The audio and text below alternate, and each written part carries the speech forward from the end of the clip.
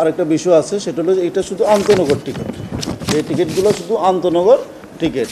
আর আমাদের mail express সহ সব কিছু, মেল এক্সপ্রেস এর আমাদের 25টা মেল এক্সপ্রেস এবং কমিউটার ট্রেন চলবে প্রতিদিন, স্পেশাল ট্রেন চলবে, এক্সট্রা গাড়ি সংযোজন হবে এবং 25% স্ট্যান্ডিং টিকিট দেওয়া হবে। সব কিছু মিলাই আমরা আশা করি 55 থেকে 60,000 যাত্রী প্রতিদিন রেলে ভ্রমণ করতে পারবে। শতভাগ বিক্রি ধরা যায়। শর্ট রুটগুলোতে বিক্রি কিছু কম আছে, অল্প কিছু বিক্রি বাকি আছে, নাহলে সবগুলোই বিক্রি হয়ে গেছে। ইনশাল্লাহ আমাদের সার্বিক প্রস্তুতি ভালো। আমরা সর্বস্তরের চেকিংয়ের ব্যবস্থা রাখছি, কয়েকটা স্তরের চেকিংয়ের ব্যবস্থা রাখছি। আর আইনশৃঙ্খলা পরিস্থিতির ক্ষেত্রে আমাদের আরএমবি, জিআরপি, এপিবিএন আসবে এবং র্যাব এবং সব ধরনের আইনশৃঙ্খলা বাহিনী, রক্ষাকারী বাহিনী ওনারা থাকবেন এবং ওনারা ব্যবস্থা নেবেন যাতে ঈদ যাত্রায় সম্মানিত যাত্রী সাধারণ সুন্দরভাবে নির্বিঘ্নে ওনাদের যাত্রা সম্পন্ন করতে পারে। 43টি আন্তনগর ট্রেন চালু থাকবে। আন্তনগর ট্রেন পূর্বাঞ্চল, পশ্চিমাঞ্চল মিলায়, উভয়াঞ্চল মিলায় সব কিছু মিলে 43টা আন্তনগর ঢাকা থেকে ছেড়ে যাবে, আর 25টা মেল এক্সপ্রেস ঢাকা থেকে ছেড়ে যাবে, আর একটা স্পেশাল ট্রেন দেওয়ানগঞ্জ বাজারের ঢাকা থেকে ছেড়ে যাবে। না, আন্তনগর ট্রেন তো বৃদ্ধি পেয়েছে, কমার তো কোনো সুযোগ নাই, কমে নাই। আন্তনগর কেন বলতেছেন? সেটা হয়তো আপনি বিশেষ ট্রেনের কথা বলতেছেন। হ্যাঁ, আন্তনগর ট্রেন বৃদ্ধি পাইছে।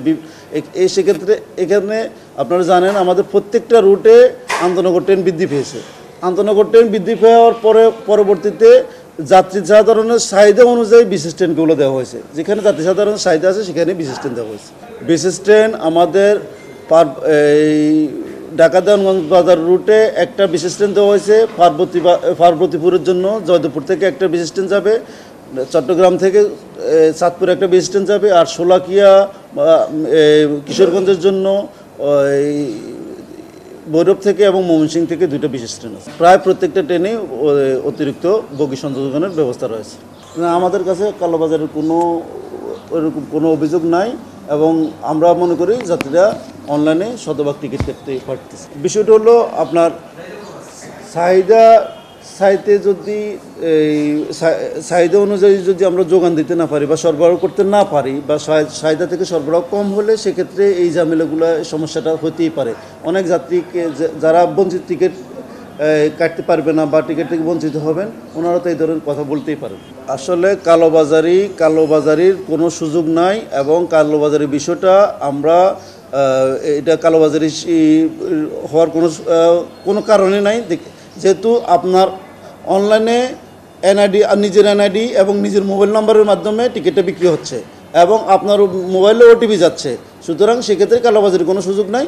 আর আপনি যে বিষয়টা বলছেন যে অন্য আইডিতে যদি কোনো জাতির ভ্রমণ করে, সেক্ষেত্রে আমাদের বিভিন্ন স্তরে, আমি আপনাকে এর আগে বলছি, বিভিন্ন স্তরে আমাদের চেকিংয়ের ব্যবস্থা রাখা হয়েছে এবং গেটে কয়েক স্তরে, 3 স্তরে চেকিংয়ের ব্যবস্থা আছে এবং ট্রেনে চেকিংয়ের ব্যবস্থা আছে এবং আমাদের কর্মকর্তাদের সমন্বয়ে বিশেষ চেকিংয়ের ব্যবস্থা রয়েছে এবং ডেস্টিনেশনে, গন্তব্যস্থলেও টিকিট চেকিংয়ের ব্যবস্থা রয়েছে।